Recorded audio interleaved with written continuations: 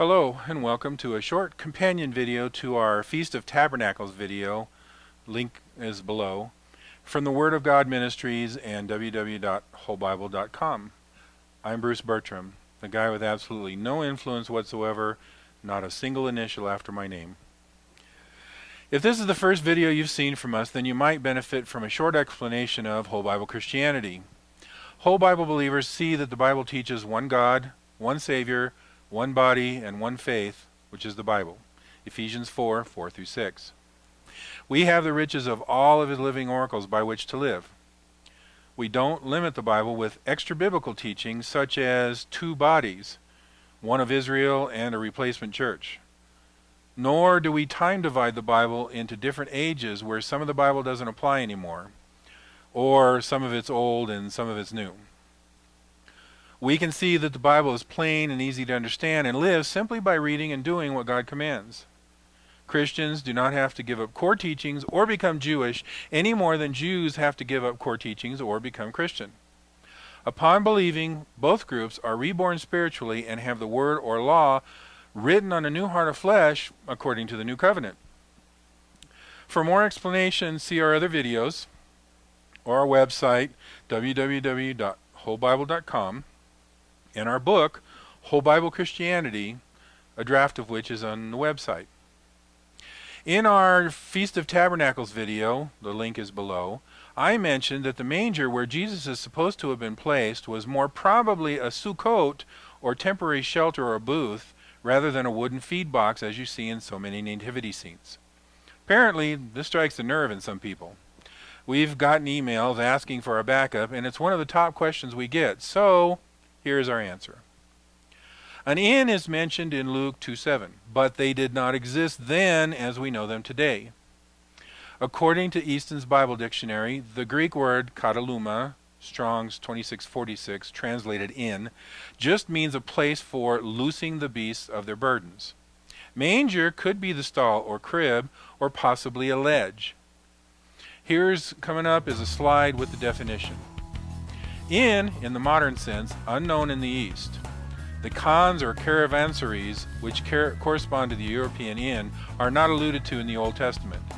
The inn mentioned in Exodus 4:24 was just the halting place of the caravan. In later times, khans were erected for the accommodation of travelers. In Luke 2:7, the word there so rendered, as in, denotes a place for loosing the beasts of their burdens. It is rendered guest chamber in Mark 14:14 and Luke 22:11. In Luke 10:34, the word so rendered is different. That inn had an innkeeper who attended to the wants of travelers. The word manger, Luke 2:7, 12, and 16, the name the Greek is Greek phatne, rendered stall in Luke 13:15, given to the place where the infant Redeemer was laid. It seems to have been a stall or crib for feeding cattle. Stables and mangers in our modern sense were in ancient times unknown in the East. The word here properly denotes the ledge or projection in the end of the room used as a stall on which the hay or other food of the animals of travelers was placed. See, in their dictionary you can see inn. It's the Easton Bible Dictionary. So, Jerome's Bible commentary mentions that people would build a lean-to on the outside of a cave, then keep their animals in the cave portion. Here's a slide with the information they present. Manger, a feeding trough for animals. Jesus was born in one of the caves in the hills around Bethlehem. These caves were used at times as homes for families by adding a lean-to at the entrance of the cave. The family's livestock was housed inside the cave. In the inn is the next part. The word katalima means a room for a guest or for eating, Luke 22:11.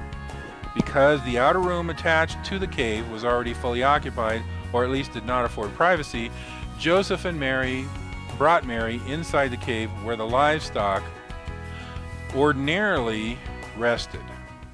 That's from the Jerome Bible commentary. You can see the note on the screen.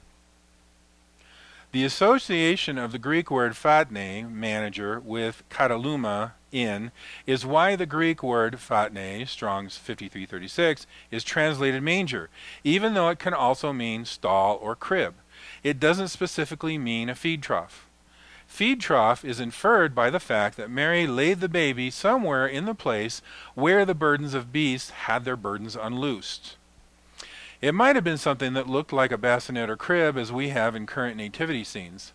More probably, it was a ledge that held food for animals at other times. So there is quite a bit of uncertainty around the words for inn and manger. We don't know exactly what is meant. Joseph was in town for a census, and there was a crowding because many others had to be there too. It is possible he had relatives with a guest chamber. He was of the lineage of David, and presumably there were others of that lineage living in the city of David. But perhaps they had to sleep in the room normally occupied by animals.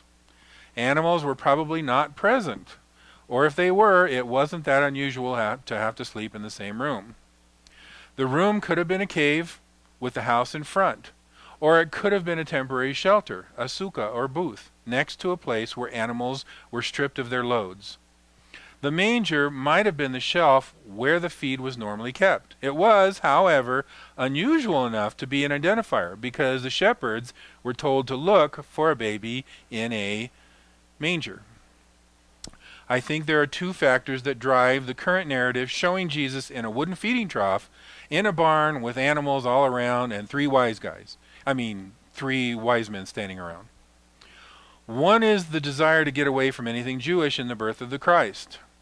So if a temporary place where the burdens of beasts are loosed was a booth like the ones used in tabernacles, there are those who do not want to acknowledge it. The second factor driving the current narrative is that the church wants control of the Bible message, especially the message about Jesus or Yeshua. Through tradition and myths, they build control by emotional appeals rather than biblical accuracy.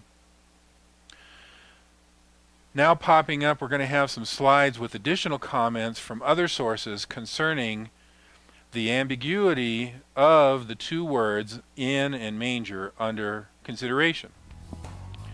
This one coming up is from the New Bible Dictionary.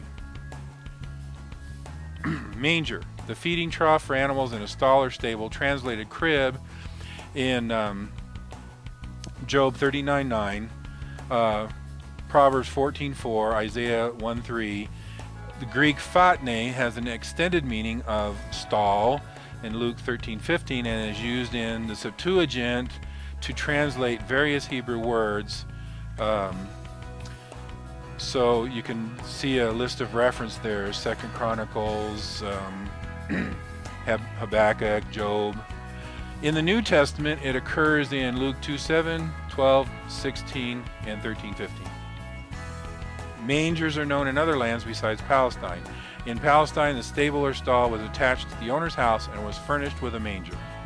The stables at Megiddo, now dated to the Omrid dynasty, had hollowed out limestone blocks for feed boxes.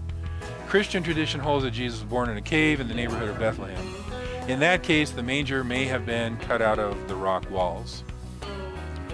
So that's from the reference on your screen, the bibliography references for where they get their information from.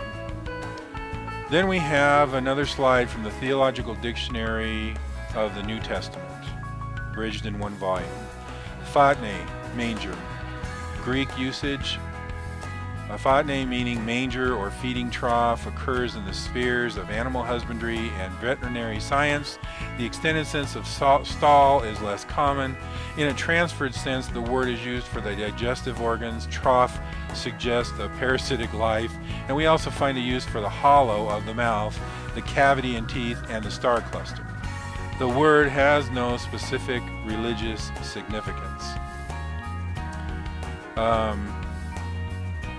They also reference the Old Testament and Rabbinic Judaism.